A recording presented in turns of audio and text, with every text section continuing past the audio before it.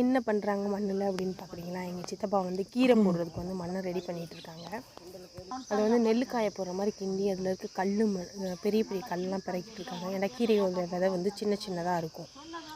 அப்போ ஒரு பெரிய கல் அமுக்குனாலும் வந்து அந்த கீரை வந்து முளைக்காது அப்படின்னு சொல்லிட்டு அதை வந்து கையை வச்சே வந்து பருவி எடுத்துகிட்டு இருக்காங்க. கீரை போடுறதுக்கு முன்னாடி அதே மாதிரி எடுப்பாங்க, விதை போட்டதுக்கப்புறமும் அதே மாதிரி கிண்டி விடுவாங்க. ஏன்டா அதாவது வந்து அந்த விதைகள் வந்து அந்த மண்ணுக்குள்ளே லைட்டாக தான் உள்ளே போகும்.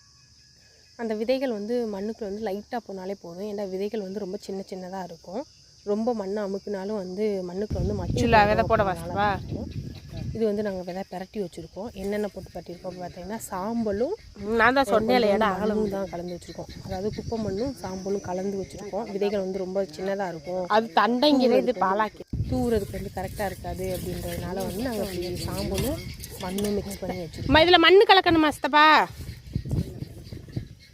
இதுவே போதும்ல, சாம்பலும் அதுவும். சரி. நான் வந்து நிறைய விதைகள் எப்படி பதிக்கணும் அப்படின்றத வந்து எங்கள் சித்தப்பாட்டேருந்து தான் கற்றுக்கிட்டேன். அவங்க தான் நிறையா சொல்லிக் கொடுப்பாங்க. சின்ன விதைன்னா எப்படி போடணும், சித்தப்பா நான் கலந்து வச்சுருக்கேன் பார்த்துக்கணும் அப்படின்னு சொல்லி கொடுப்பாங்க. அதனால் இவங்களை கூப்பிட்டு தான் நாங்கள் எப்போயுமே மேக்ஸிமம் வந்து விதை போடணும் அப்படின்னா, சித்தப்பா நீங்கள் ஃப்ரீயாக இருக்கும்போது வந்து எனக்கு விதை போட்டு கொடுக்குறீங்களா அப்படின்னு கூப்பிட்ருவோம். இன்றைக்கி அன்எக்ஸ்பெக்டடாக அவங்களுக்குமே ஒர்க்கு லீவு அப்படின்னாங்க.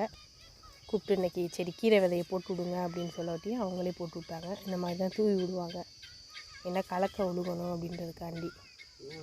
இது வந்து கீரை விதைட்டு இருக்காங்க. இப்படி தாங்க கீரை விதை பாவாங்க. அதை பாவிட்டு வந்து கிண்டி விட்டாங்கல்ல, அதே மாதிரி மறுபடியும் கிண்டி விட்டுருவாங்க. அதை இப்படி போட்டு விட்டுட்டு ஃபுல் அண்ட் ஃபுல்